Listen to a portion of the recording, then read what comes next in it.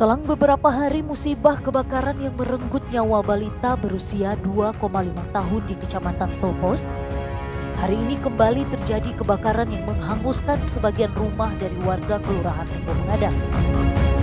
Untung tidak ada korban jiwa, namun kamar dan dapur ludes dilahap si jago merah. Sinarwati menangis histeris melihat sebagian rumahnya habis bersisakan arak.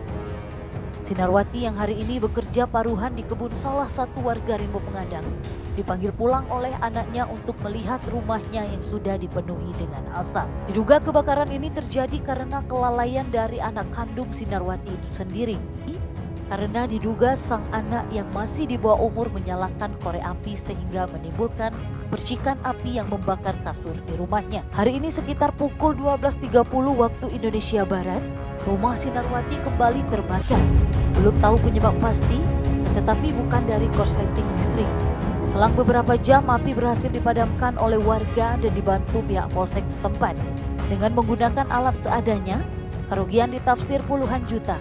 Kejadian seperti ini mengingatkan kita pada beberapa peristiwa kebakaran yang lalu yang menghabiskan rumah warga di Desa Tikuto, Kecamatan Rimbo Pengadang. Dengan tidak adanya pemadam kebakaran di setiap kecamatan, sehingga kecamatan yang lokasinya jauh dari pusat kota selalu khawatir jika ada kejadian kebakaran seperti ini.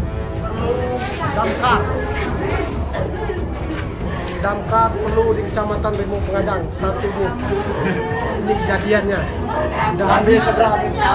Mohon sama Bupati.